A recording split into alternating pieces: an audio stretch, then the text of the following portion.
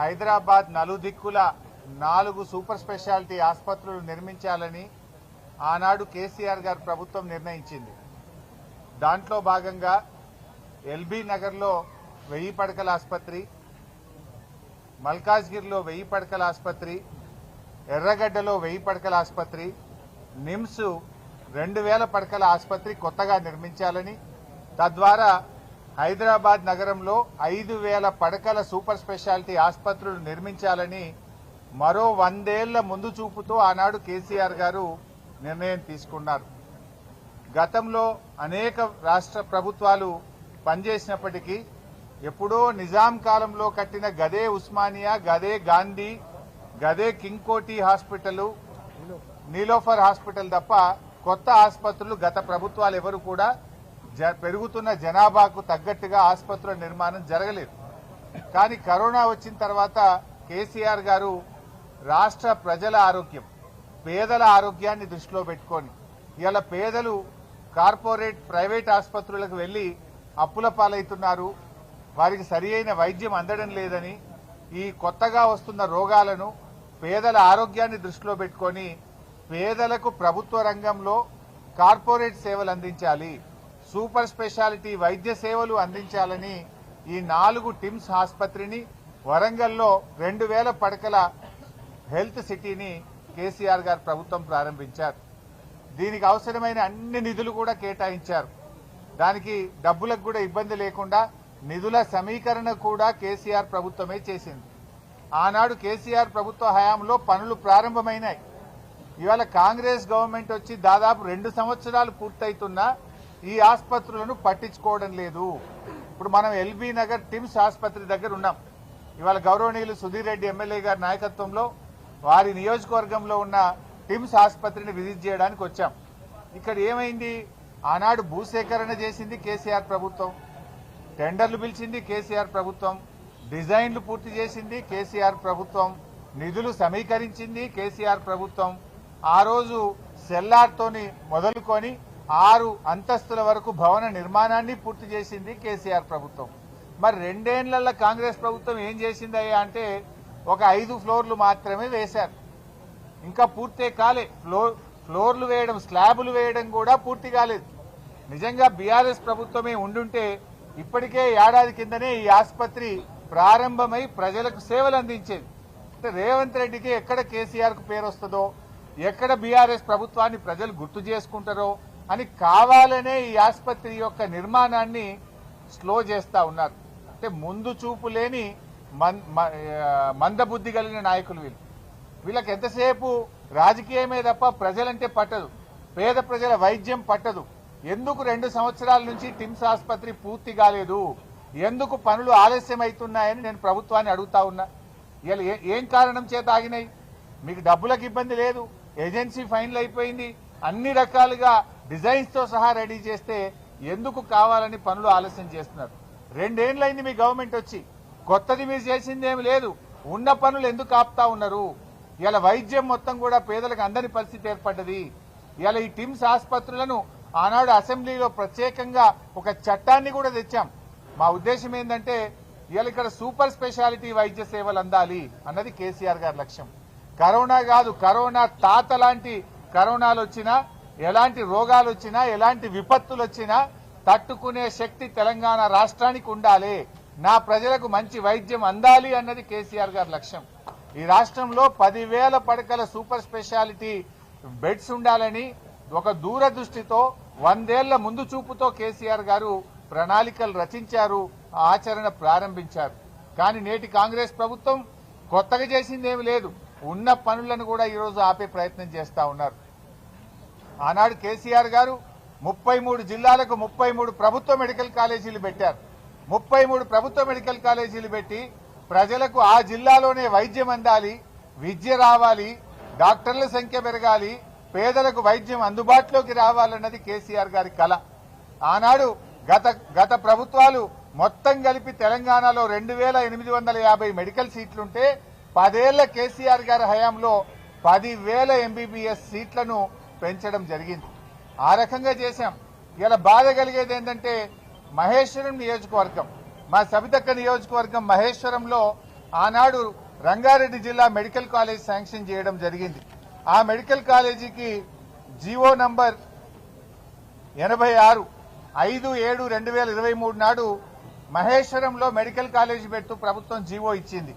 GO number 162 ద్వారా 176 కోట్ల రూపాయలు మహేశ్వరంలో మెడికల్ కాలేజీ 500 పడకల ఆసుపత్రి కట్టడానికి ఆ రోజు జీవో ఇచ్చాం. 27/9/2023 నాడు సబితక్క గారు నేను వెళ్లి ఆ ఆసుపత్రికి మెడికల్ కాలేజీకి ఫౌండేషన్ కూడా వేశాం. ఇవాళ దాన్ని రద్దు చేశారు.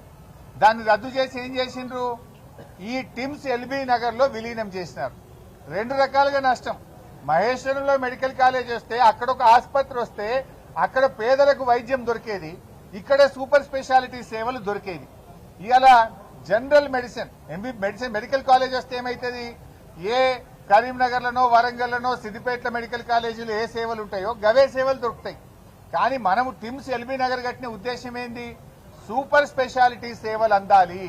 ఇలా 400 పడకలు ఇళ్లకు వస్తే ఈ 1000 పడకల్లో 400 తగ్గిపోయి పేదలకు ఇలా సూపర్ స్పెషాలిటీ సేవలు దొరకకుండా పోతుంది. అటు మహేశ్వరంలో మెడికల్ కాలేజీ రాకుండా పోతుంది. రెండు రకాలుగా నష్టం. అదేవిధంగా మా వివేక్ గౌడ్ గారి నియోజకవర్గం కుత్బుల్లాపూర్ లో కూడా కేసీఆర్ గారు 182 కోట్లతో జీవో నంబర్ 162 ద్వారా అక్కడ మెడికల్ కాలేజ్ శాంక్షన్ చేశాం. ఇవాళ మేడ్చల్ జిల్లాకే మెడికల్ కాలేజ్ లేకుండా పోతా ఉంది. దాన్ని తెచ్చి ఏం చేసిండ్రు, టిమ్స్ అల్వాల్లో దాన్ని కలిపేసిండ్రు. అంటే ఇవాళ కుత్బుల్లాపూర్ కాన్స్టిట్యున్సీలో పేదలకు వైద్యం అందుబాటులో లేకుండా దాన్ని తీసుకుపోయి అల్వాల్లో కలిపేసిండ్రు.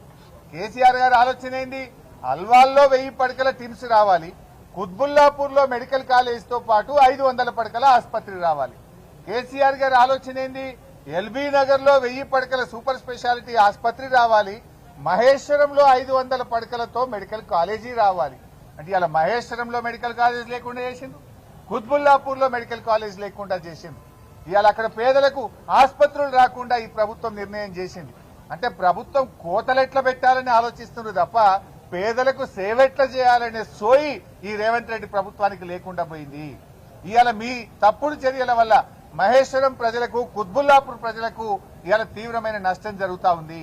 అంతేకాదు రాష్ట్ర ప్రజలకు అటు అల్వాల్లో ఇటు ఎల్బీ నగర్ టిమ్స్ లో కూడా 400-500 పడకలు తగ్గిపోయి సూపర్ స్పెషాలిటీ సేవలు ఇవాళ ప్రజలకు అందకుండా పోయే పరిస్థితి ఏర్పడ్డది.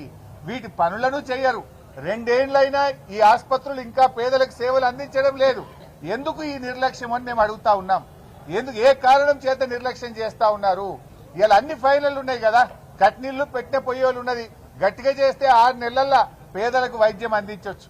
ఇప్పటికైనా రేవంత్ రెడ్డి ప్రభుత్వాన్ని హెచ్చరిస్తా ఉన్నాం. తక్షణమే వరంగల్లో 2000 పడకల హెల్త్ సిటీని, హైదరాబాద్ లో నిర్మిస్తున్న 4 టిమ్స్ ఆసుపత్రుల పనులను యుద్ధ ప్రాతిపదికన పూర్తి చేయాలి.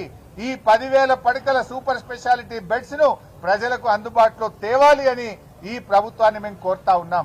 ఇవాళ ఈ ప్రభుత్వం, మీరు రాజకీయం ఉంటే చేసుకుందాం, మా మీద కేసులు పెట్టే పెట్టుకో, మమ్మల్ని జైలు వేస్తే వేసుకో, కానీ వైద్యం పేదలకు ఆపే హక్కు నీకు లేదు.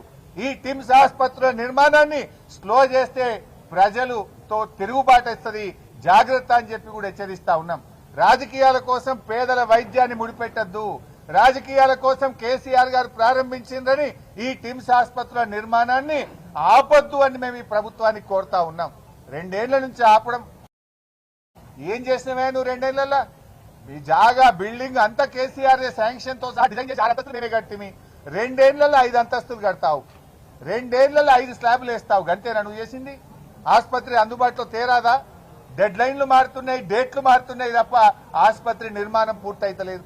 ఎప్పుడు మంత్రులు, ముఖ్యమంత్రి రివ్యూ చేసినా డెడ్ లైన్లు పెడుతుండ్రు, డేట్లు పెడుతుండ్రు, డేట్లు మారుతున్నాయి, కానీ ఆసుపత్రి నిర్మాణం జరుగుతలేదు. ఇవాళ అన్ని బందే. కేసీఆర్ కిట్ బంద్ చేసినావు, న్యూట్రిషన్ కిట్లు బంద్ చేసినావు, అన్ని ఒకటొక్కటిగా బంద్ పెడుతున్నావు. రేవంత్ రెడ్డికి తిట్ల మీద ప్రేమ ఉంది తప్ప కిట్ల మీద ధ్యాస లేదు. కిట్లంటే పట్టవు. ఆనాడు కేసీఆర్ గారి ప్రభుత్వ ఆసుపత్రుల్లో డెలివరీలు 30% ఉంటే 9.5 ఏళ్లలో కేసీఆర్ గారి ప్రభుత్వం చేసిన కృషి వల్ల, కేసీఆర్ కిట్ వల్ల, ఎంసీహెచ్ ఆసుపత్రులు ఏర్పడడం వల్ల, అమ్మఒడి వాహనాలు పెట్టడం వల్ల 72% పెరిగినాయి. 30% గవర్నమెంట్ ఇన్స్టిట్యూషనల్ డెలివరీస్ 9 ఏళ్లలో 72% పెంచిన ఘనత కేసీఆర్ ప్రభుత్వంది. మరి రేవంత్ రెడ్డి ప్రభుత్వం ఏం చేసిండు? 2 ఏళ్లలో 72 నుంచి మళ్ళీ 55కి వచ్చింది, అంటే 17% తగ్గింది. నీ పాలన ఎట్లుంది అంటే తిరోగమనం. ప్రభుత్వ ఆసుపత్రుల్లో ఆనాడు 72% డెలివరీలు అయితే ఇవాళ 55%కు తగ్గింది. పేదలకు వైద్యములో తిరోగమనం, ప్రభుత్వ విద్యలో తిరోగమనం, ఇవాళ జీఎస్టీ వృద్ధిలో తిరోగమనం, ఇవాళ రియల్ ఎస్టేట్ వ్యాపారంలో తిరోగమనం.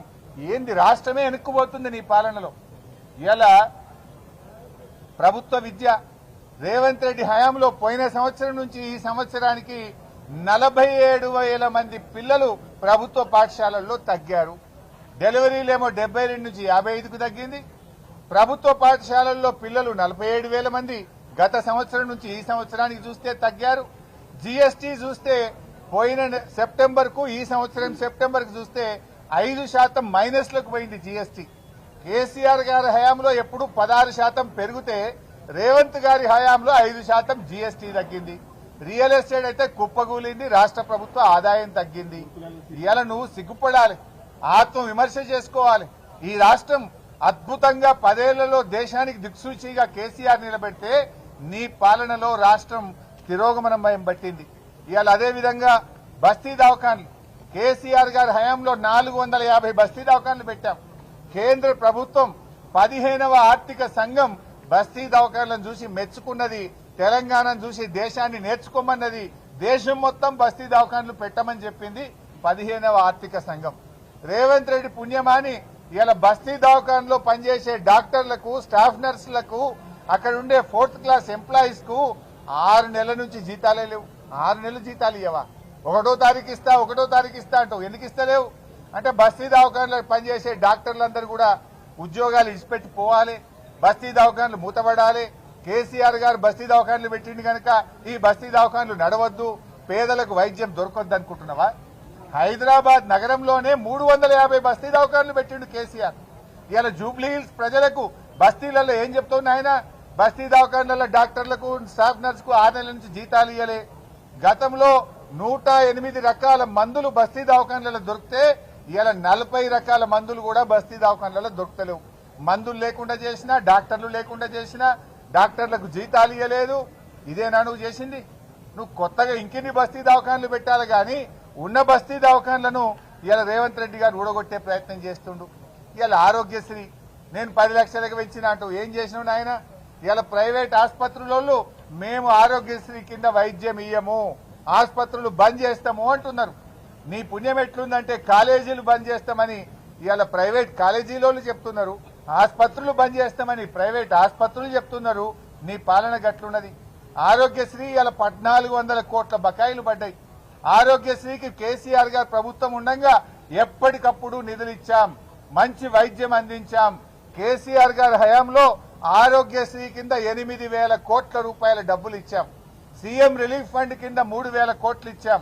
పేదల వైద్యం కోసం ఆరోగ్యశ్రీ సీఎంఆర్ఎఫ్ కింద 11,000 కోట్ల రూపాయలు కేసీఆర్ గారి ప్రభుత్వం ఖర్చు పెట్టింది. నువ్వు వచ్చినాక 1,400 కోట్లు ఆరోగ్యశ్రీ కింద బకాయి పడ్డాయి. ఇవాళ పేదలకు ప్రైవేట్ ఆసుపత్రుల్లో ఆరోగ్యశ్రీ సేవలు నిలిచిపోయినాయి. సిగ్గుపడాలి నువ్వు. ఇప్పటికైనా ఆరోగ్యశ్రీ నిధులు విడుదల చేయి, పేదలకు వైద్యం అందేటట్టు తక్షణమే చర్యలు తీసుకోవాలని చెప్పి ప్రభుత్వాన్ని మేము డిమాండ్ చేస్తా ఉన్నాం. కంటి వెలుగు ప్రతి సంవత్సరం వృద్ధ మహిళలకు, గ్రామీణ ప్రాంతాల్లో ఉండే పేదలకు, బస్తీల్లో ఉండే ప్రజలకు ఉచితంగా బస్తీలోనే కంటి పరీక్ష చేసి కళ్లద్దాలిచ్చిన ప్రభుత్వం కేసీఆర్ ప్రభుత్వం. 2 సార్లు మేము కంటి వెలుగు చేశాం. మరి ఎందుకు కంటి వెలుగు బంద్ పెట్టినావు? కంటి వెలుగు అంటే కేసీఆర్ యాదికొస్తాడని నీకు భయం అవుతుందా? కంటి వెలుగు అనగానే వృద్ధులకు కేసీఆర్ కళ్ళల్లో కనబడతాడని నీకు భయం అవుతుందా? వెంటనే రాజకీయాలు పక్కన పెట్టు, కంటి వెలుగు కార్యక్రమాన్ని యథావిధిగా కొనసాగించాలని చెప్పి కూడా మేము ఈరోజు డిమాండ్ చేస్తా ఉన్నాం. అదేవిధంగా ఈ అల్వాల్ గాని, ఎల్బీ నగర్ ఆసుపత్రులను యథావిధిగా 1000 బెడెడ్ సూపర్ స్పెషాలిటీ ఆసుపత్రులు కట్టండి. మహేశ్వరంలో, కుత్బుల్లాపూర్లో మెడికల్ కాలేజీని యథావిధిగా కొనసాగించి ఆ ప్రాంత ప్రజలకు వైద్య సేవలు, విద్య అందే విధంగా ప్రభుత్వం చర్యలు తీసుకోవాలని డిమాండ్ చేస్తున్నాం.